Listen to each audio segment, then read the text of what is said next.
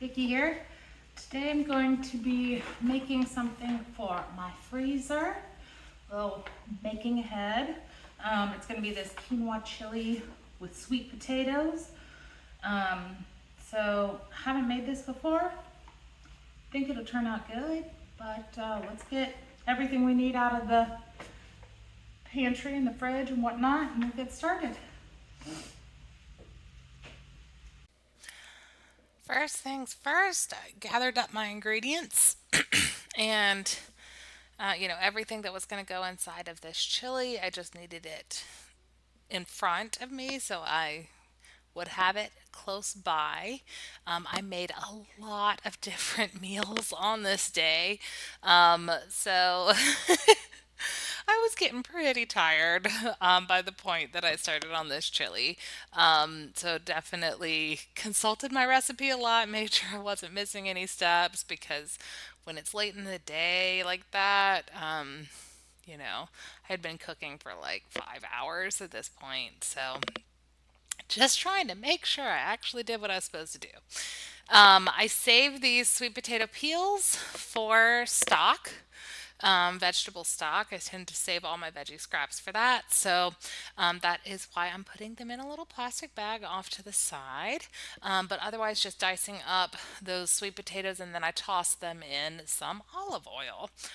Got those started on the stove while I am chopping up the rest of the things that we needed for this recipe. That include Sorry, I got hiccups. That includes this onion. Now, the recipe said to just slice the onion, which makes total sense.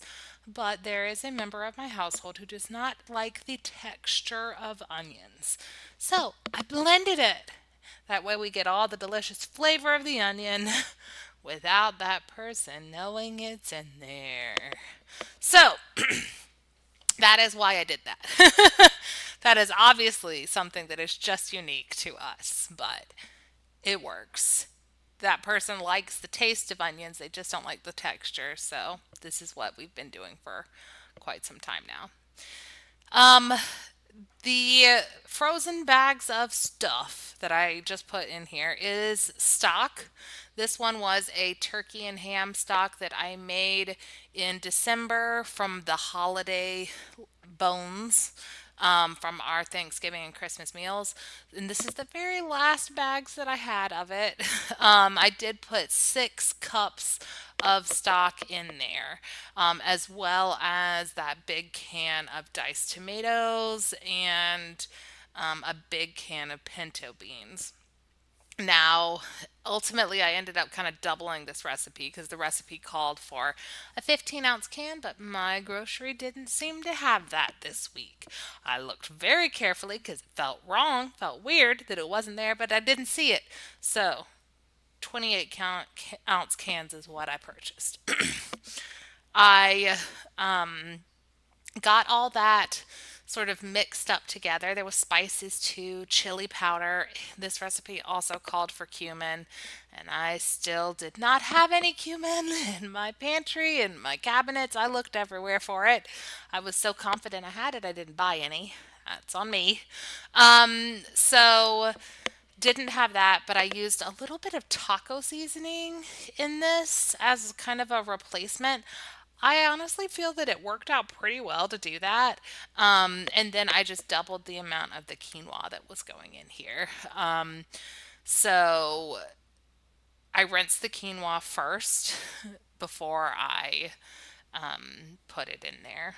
And here I am, since this is a meal that is going in the freezer, I'm just writing down what it is, the date on all of these bags.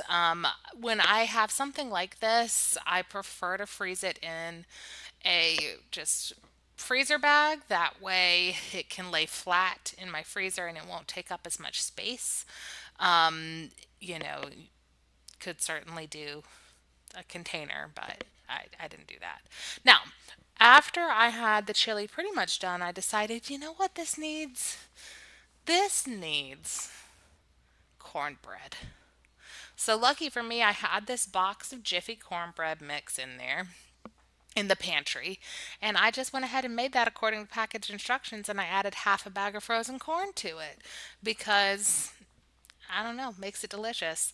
But I didn't have quite enough muffins. I was overzealous in my filling of the muffin tin. So I just evened it out. I stole batter from other muffins until I got the one that I needed. I know I'm not the only one who does that. And then since I had purchased this container of sour cream to go along with this recipe, I decided to freeze that as well because whenever we do have these meals, I want to have that alongside it, and I might not have sour cream in the fridge at that time.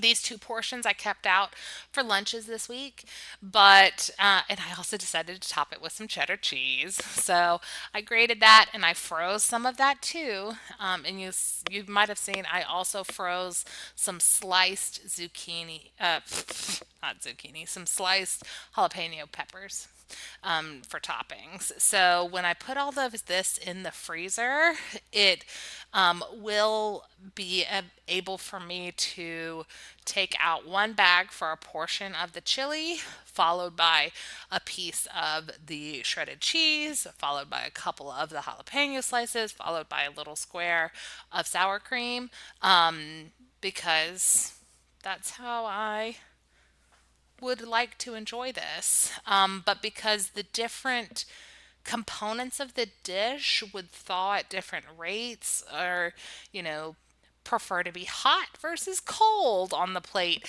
I just didn't want to freeze all the toppings inside the bag. So anywho, this is how I made it. This worked for us.